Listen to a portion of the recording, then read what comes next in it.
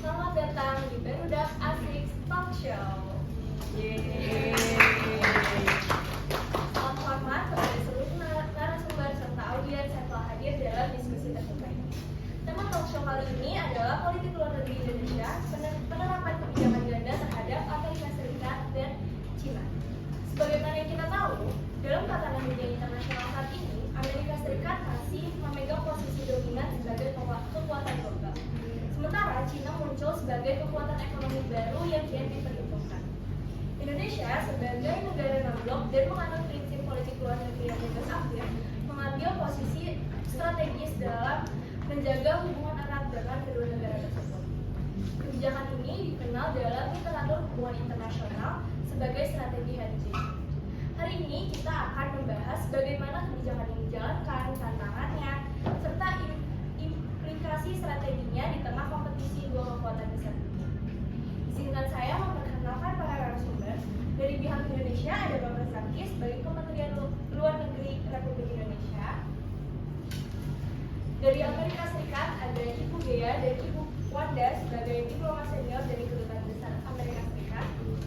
Dan dari Republik Rakyat Tiongkok ada Bapak Evan dan Ibu Arum sebagai perwakilan diplomatik dari Kedutaan Besar Serikat. Oke, saya langsung aja ke topik pertama. Saya ingin memulai dari pihak Indonesia.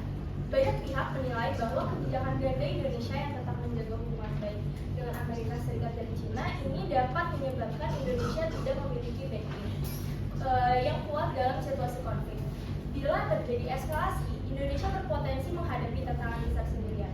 Bagaimana langkah antisipatif pemerintah terhadap risiko tersebut? Kami di Kementerian Luar Negeri paham akan risiko tersebut, tapi kita juga harus menggarisbawahi dulu kalau netralitas yang dimiliki oleh Indonesia itu bukan netralitas pasif, tapi sebaliknya Indonesia itu aktif untuk meningkatkan pertahanan nasional, membangun kerjasama yang strategis dengan berbagai negara, dan memaksimalkan peran dalam forum multilateral. Ini merupakan salah satu bentuk dari diplomasi aktif yang berfungsi untuk meningkatkan kedaulatan, tapi tidak bergantung ke salah satu pihak aja. Oke, mungkin dari kami dari pihak AS ingin menanggapi tadi argumen dari pihak Indonesia. Jadi kami sendiri tuh berpikir sebenarnya Indonesia tuh benar bisa nggak sih bersikap netral gitu?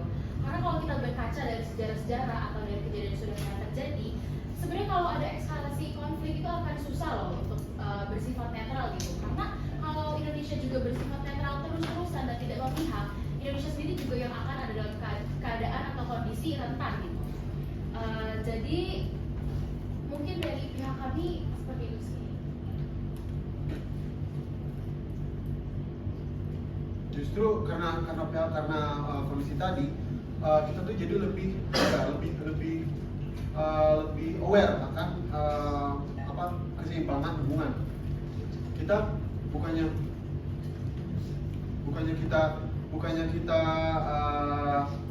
kita tuh tidak ingin menjadi pion dari siapapun. Kita ingin menjadi mitra bagi semua orang.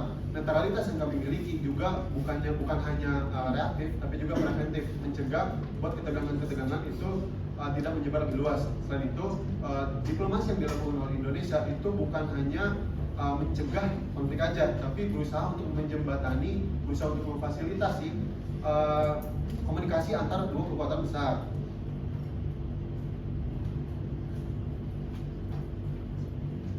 Saya ingin menambahkan bahwa China sangat menghormati posisi Indonesia. Namun, netralitas sejati juga menuntut keterbukaan terhadap kerjasama yang mendalam, termasuk di sektor strategis tanpa adanya tekanan dari luar.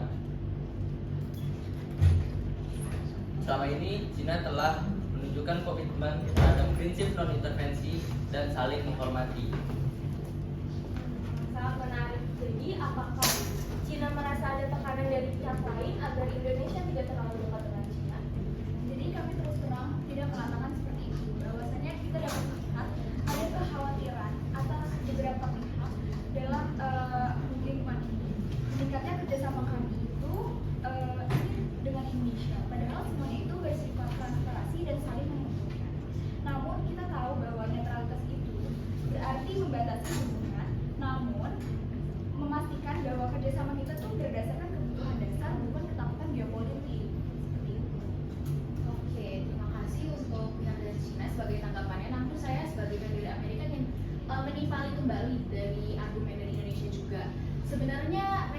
dan tadi sikap reaktif dan dari Indonesia, sebenarnya saya jadi bertanya-tanya juga nih, karena kita sebagai sesama negara demokrasi, kita juga sebenarnya harus mempertimbangkan gitu untuk kemitraan satu sama lain.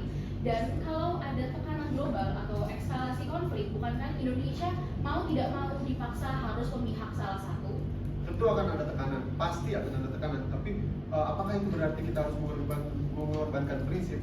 Saya rasa tidak. Karena Indonesia memiliki sejarah dan pengalaman yang panjang menjadi negara yang menjembatani perbedaan. Salah satu contohnya itu adalah peran aktif di dalam gerakan non-blok. Kita melihat sisi netral itu bukan sebagai sisi yang gak bisa berpendapat atau gak bisa bersuara, tapi kita melihat sisi netral itu sebagai pihak yang harus lebih kuat buat menyuarakan perdamaian. Oh, kalau begitu apakah ada skenario di mana Indonesia itu harus memilih? Misalnya kalau konflik benar-benar eskalatif. Kami tentu berharap hal tersebut tidak akan terjadi. Namun apabila itu terjadi, apabila skenario terburuk terjadi, keputusan dari Indonesia pasti akan berdasarkan dari kepentingan-kepentingan umum, kepentingan-kepentingan publik, dan juga akan selalu didasarkan pada prinsip-prinsip internasional. Kami tidak akan terjebak di dalam politik blok. Namun saat kedaulatan dari negara dan juga kedamaian dari kawasan itu terancam, ya kami tidak ragu untuk bergerak. Itulah mengapa penting bagi semua pihak untuk tidak memaksakan narasi bersama kami atau melawan kami. Indonesia mempunyai hak penuh untuk menentukan posisinya sendiri. Oke, jadi kami sebagai perwakilan dari Amerika Serikat itu setuju dalam hal tersebut karena menurut kami itu selama prinsip-prinsip dasar itu masih terpenuhi seperti kebebasan navigasi, hak asasi dan juga keterbukaan ekonomi, maka kami akan terus mendukung posisi independen dari Indonesia. Oke, baik. Jadi kesimpulannya Indonesia memilih jalan diplomasi aktif, menjaga hubungan dengan semua pihak tanpa kehilangan pijakan prinsipnya sendiri. Apakah itu bisa bertahan dalam tekanan besar? Itu yang akan kita terus lihat ke depannya.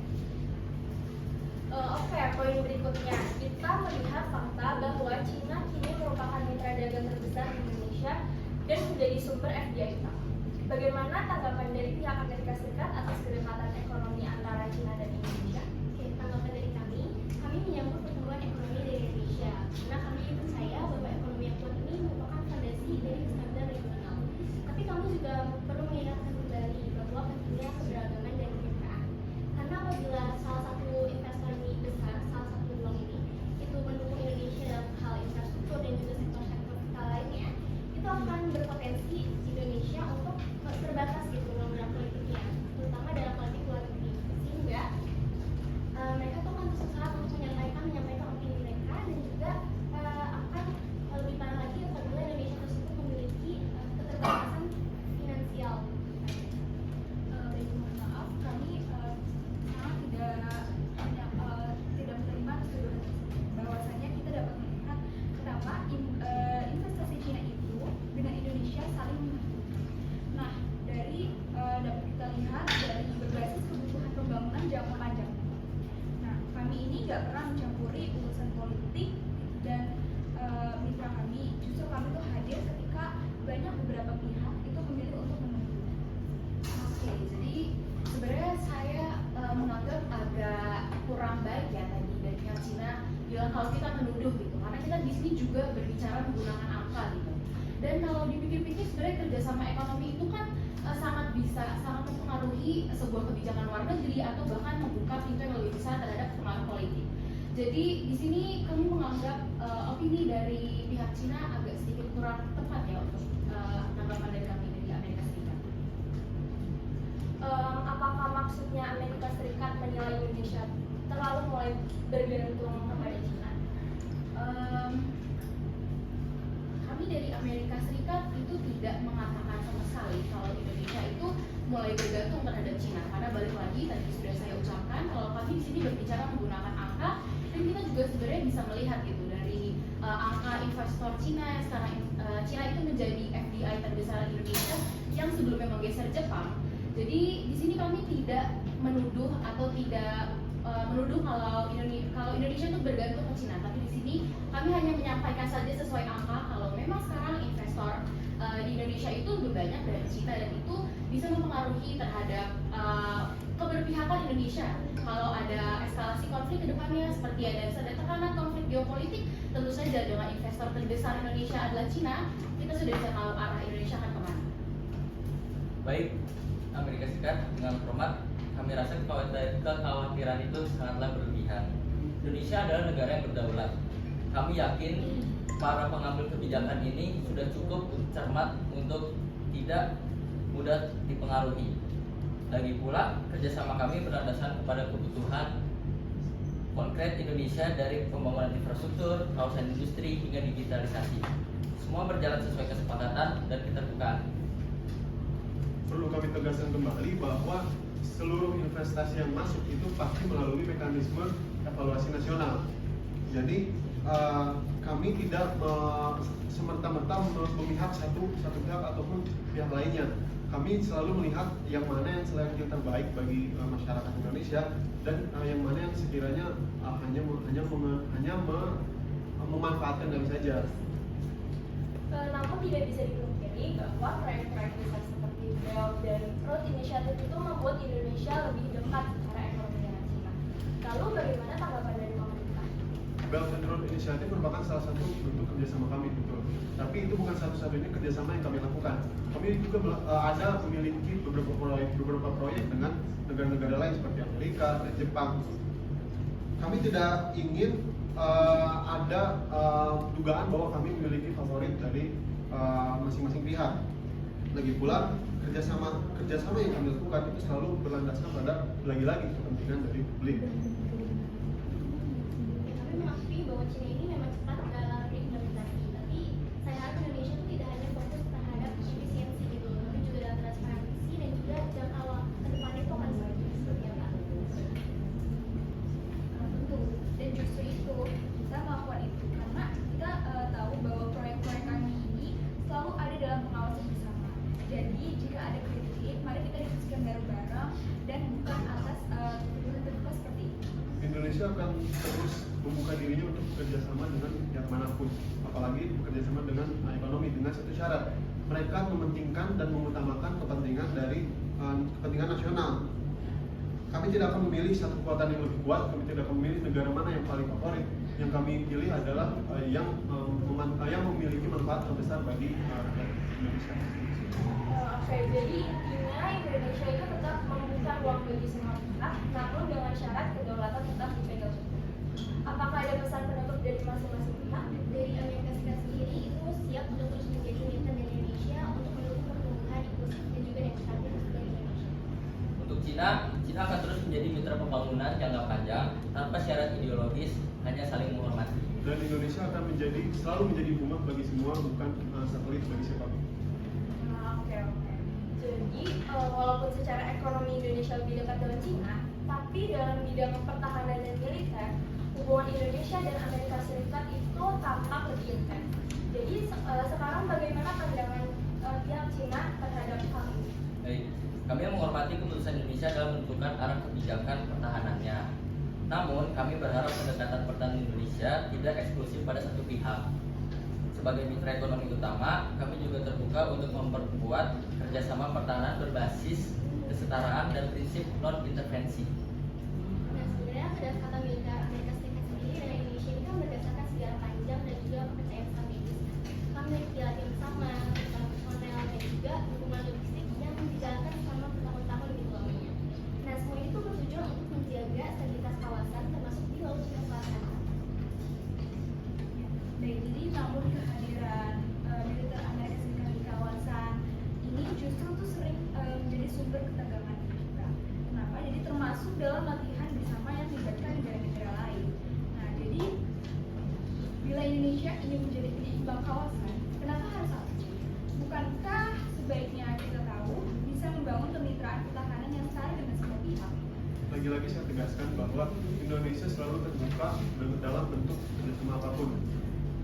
Untuk konteks militer Amerika, kami itu merupakan salah satu upaya dari kami untuk meningkatkan kapasitas pertahanan nasional, bukan membentuk aliansi politik. Namun Namun publik juga bisa melihat bahwa Indonesia itu jarang melakukan latihan militer dengan China. Apakah ini karena ada kekhawatiran terhadap kebijakan pertahanan China di kawasan? Bukan soal kekhawatiran, tapi lebih ke konteks dan juga kapasitas. Di Indonesia sendiri, kebijakan pertahanan itu memiliki berbasis kebutuhan. Kalau misalkan menurut kita itu masuk ke dalam struktur dan strategi kita akan tentu akan tidak segan untuk bekerjasama. Namun lain cerita kalau misalkan menurut kita itu tidak ada manfaat yang berarti. Oke, saya mungkin ingin menanggapi sedikit juga dari pertanyaan moderator ya. Karena saya merasa pertanyaan moderator juga sedikit memprovokasi dan sedikit memecah antara AS dan juga China. Jadi di sini sebenarnya perbedaan kerjasama dalam berbagai aspek itu wajar sekali ya.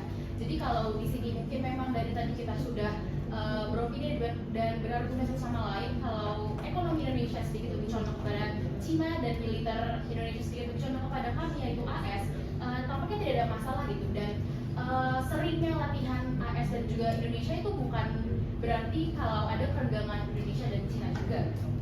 Dan mungkin sebenarnya di sini dekatnya militer Indonesia dengan AS itu juga kami ingin mempertahankan keamanan regional, terutama di area Indo-Pasifik, dan itu dapat menjadi prioritas utama AS saat ini sebenarnya. Nilai kami.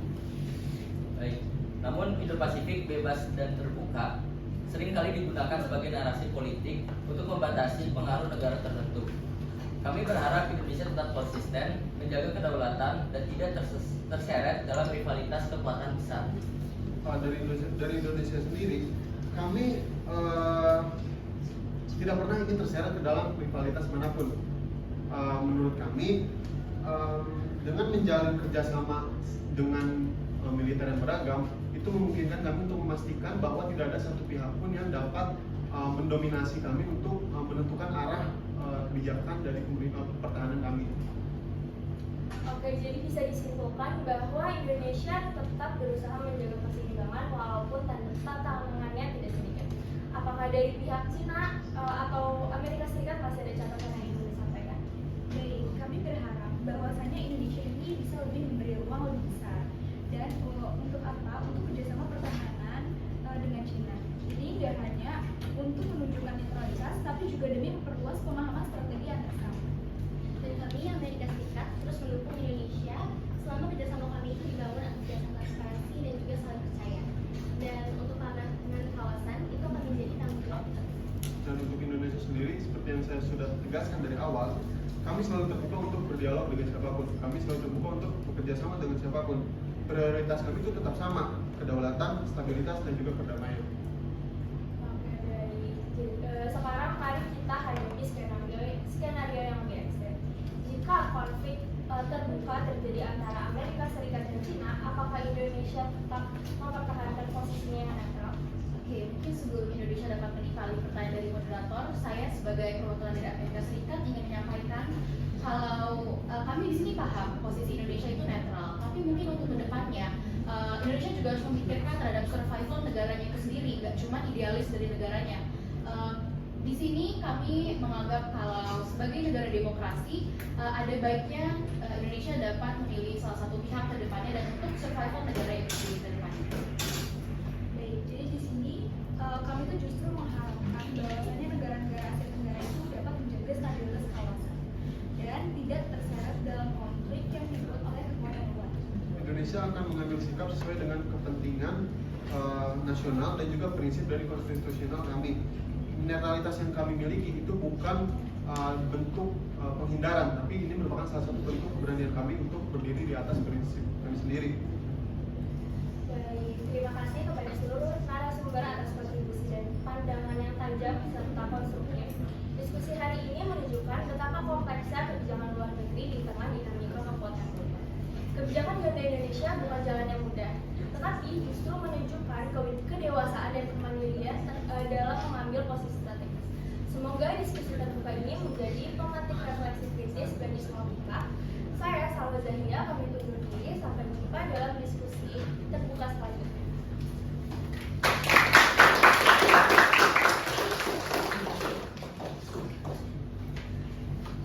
Baik, terima kasih atas talk show-nya dan diskusinya Jadi saling menimpali, saling mengontradiksi, terjadi dalam